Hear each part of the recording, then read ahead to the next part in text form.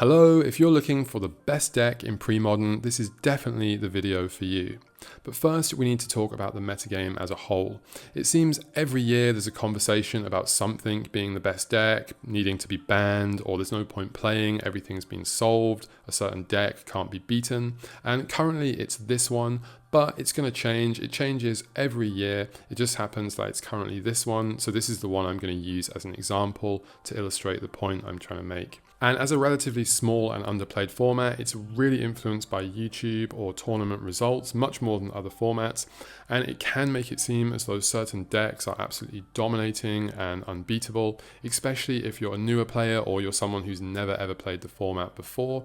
And as this keeps coming up in conversation, and it happens every year, I just want to show the newer players that this is a thing that happens every year, and the deck is probably not as dominant as it may seem. So to illustrate this with the current best and most hyped deck, Oath Ponza, this is a huge event, more than 50 players, and you can see it just didn't make the top 16 at all.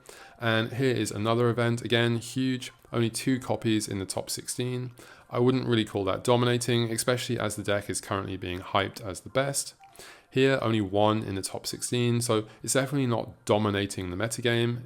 Usually this is where someone will say something about one of the cards being too expensive in paper, so I thought I would show you some online results as well. Here, all these tournaments have around 100 players each. Only 1 of these 4 had any copies in the top 8, and only 2 of these 4 had any copies. 1 had 3 copies, but remember, these events are from the time where the deck is the most hyped and getting the most attention, so more people are playing it now than they ever will. And it's somewhat of a joke or meme of this format that there's always someone calling for something to be changed or banned. Don't get me wrong, many of these cards are incredibly powerful, but in the past there were people that seriously called for Standstill and Fire Blast to be banned. And so just be aware there is this joke or meme, people are always calling for stuff to be banned, and definitely don't pay too much attention to it. In most cases, the format does self-correct. It just takes some time for players to figure out the ways to deal with whatever the new, popular, powerful thing is, especially when there's fewer people playing than in most other formats. And so this format really rewards knowing how to play your deck and the matchups, knowing the kind of cards your opponent might have and how to beat their deck. In fact, I think that's much more important than playing a quote-unquote top deck. You can see there are so many different archetypes, there's absolutely loads. Rogue is also one of the most common ones here, and that has even more archetypes in it. There's always new ones coming all the time.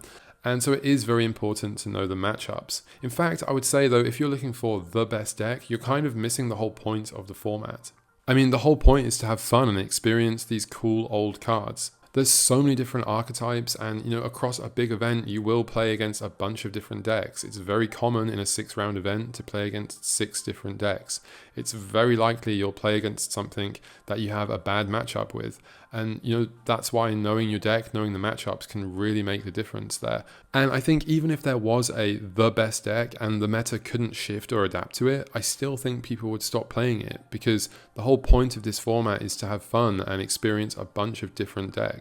And just to illustrate this point, Goblins and Landstill are 2 of the most popular decks by far, and I haven't played against either of them in months. That's more than 24 rounds of tournaments, I think, and I haven't played against either of them. So it really just goes to show you how diverse this format can be. Anyway, if you've enjoyed the video, please do like, comment, subscribe, and thank you for watching.